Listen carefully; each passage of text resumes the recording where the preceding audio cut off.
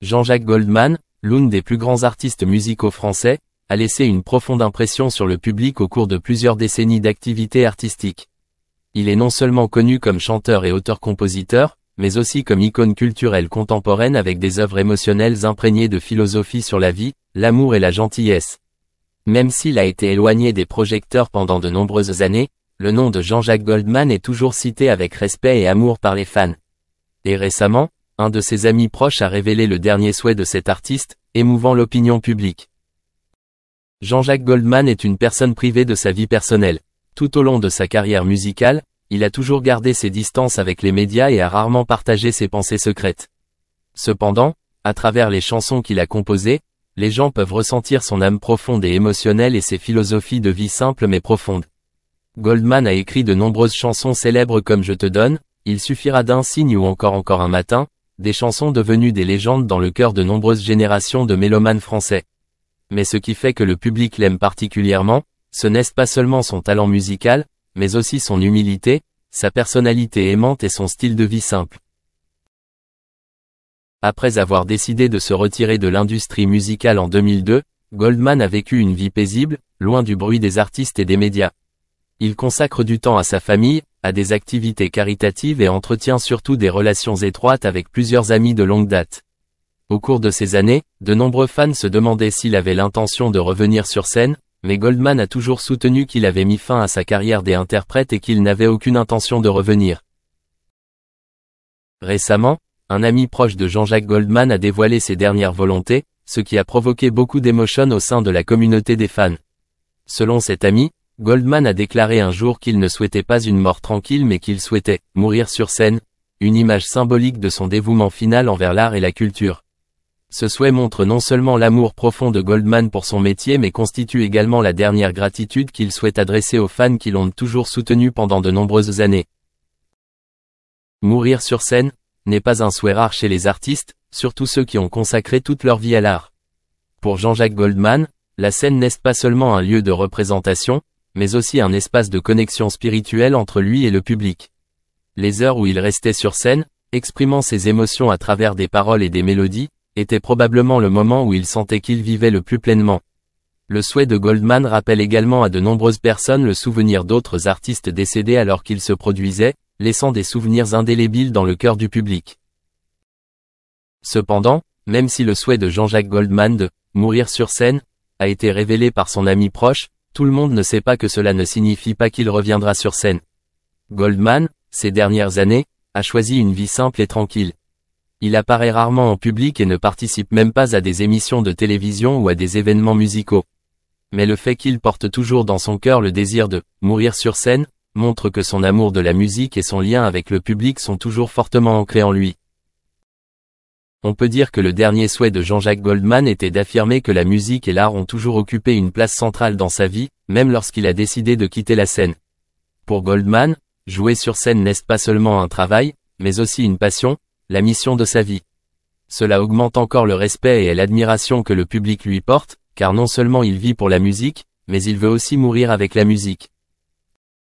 Même si personne ne sait si le souhait de Goldman se réalisera ou non, ce dont les fans peuvent être sûrs, c'est que Jean-Jacques Goldman a laissé derrière lui un très grand héritage musical, et bien qu'il n'apparaisse plus sur scène, sa musique vivra à jamais dans les cœurs du public. Ses chansons sont toujours diffusées à la radio, apparaissent dans des émissions de télévision et sont appréciées de la jeune génération.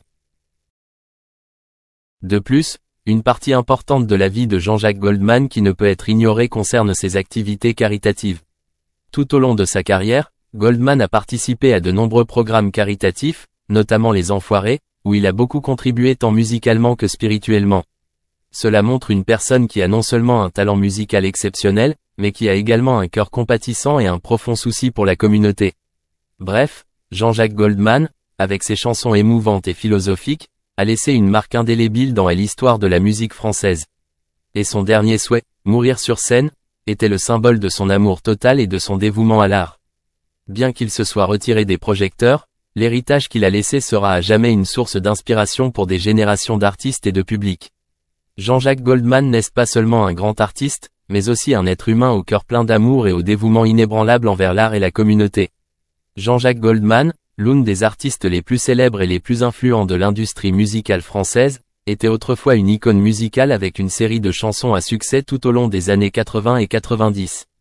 Mais depuis les années 2000, après avoir soudainement quitté les projecteurs, les fans et les fans, le public ne pouvait s'empêcher de se demander, qu'est-il arrivé à Jean-Jacques Goldman?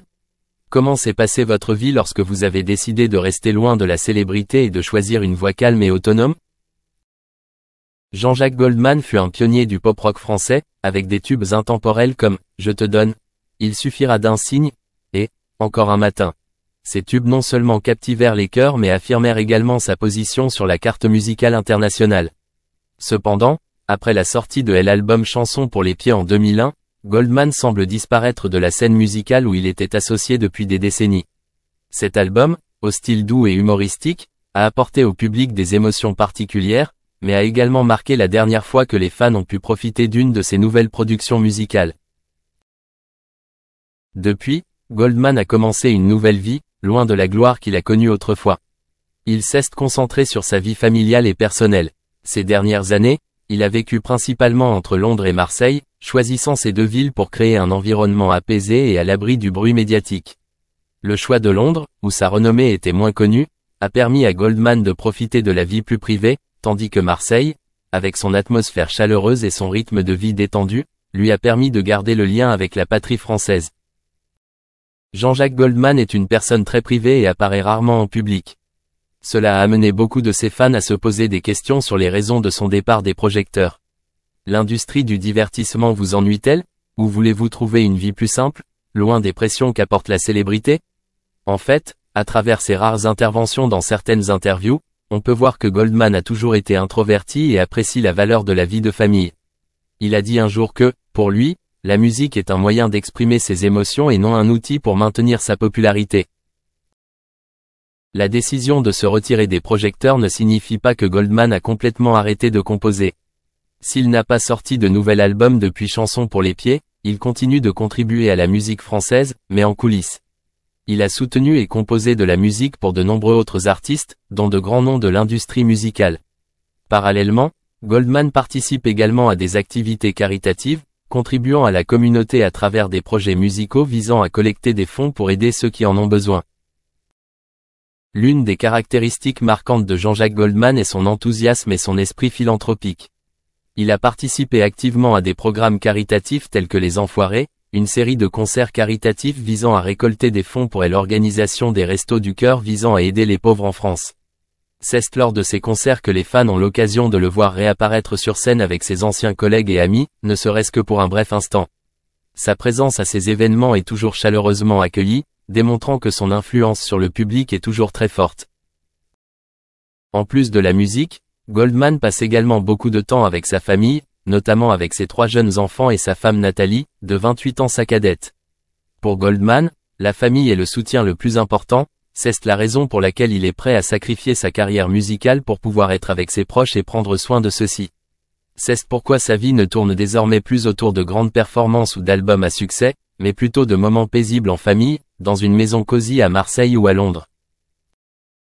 Même si de nombreux fans attendent toujours avec impatience le retour de Jean-Jacques Goldman, il semblerait que celui-ci ne soit plus autant intéressé par les projecteurs qu'avant. Pour Goldman, les années de grand succès dans sa carrière ont suffi à le satisfaire. Il n'a pas besoin de continuer à courir vers la gloire ou de poursuivre de nouvelles réalisations musicales. Ce dont il a vraiment besoin, c'est de paix, de proximité avec sa famille et d'un sentiment de satisfaction quant à ce qu'il a accompli tout au long de sa carrière.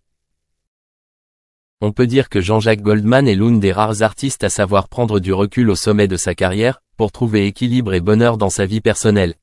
Même s'il n'apparaît plus régulièrement sur les grandes scènes, sa musique vit toujours dans le cœur des fans, et le nom de Jean-Jacques Goldman est toujours évoqué avec admiration et respect. Bref, depuis les années 2000, lorsque Jean-Jacques Goldman a décidé de quitter la scène, il a choisi une vie paisible et discrète entre les villes de Londres et Marseille. Bien qu'il ne publie pas de nouvelles musiques, Goldman continue de contribuer à la musique française et de participer à des activités caritatives. Sa vie actuelle est principalement axée sur la famille et les valeurs simples, mais sa musique sera toujours une source d'inspiration inépuisable pour de nombreuses générations. Moore s'est fait connaître comme un acteur doué et charmant pour son rôle de beau Maverick dans Maverick. Moore a joué Simon Templar dans le film de Sainte, qui l'a propulsé au rang de star. C'est dans ce rôle, qui l'a propulsé sous les feux de la rampe, qu'est née son approche sophistiquée et humoristique caractéristique, qu'il appliquera plus tard à son interprétation de James Bond. Moore a continué à perfectionner son art de réalisateur au cours des 6 saisons de The Saint. Moore a démontré sa remarquable polyvalence d'acteur après son passage dans Le Saint en jouant dans des films tels que Crossplot et The Man Who Haunted Himself. Dans The Persuaders, il partage l'affiche avec Tony Curtis. Moore était censé être en désaccord avec Curtis, qui était l'acteur de télévision le mieux payé à l'époque. C'est eux qui a provoqué des frictions dans la production. Moore est apparu pour la première fois dans le rôle de James Bond dans Vivre et Laisser mourir. Contrairement au Bond de Sean Connery, son Bond était un playboy macho et expérimenté.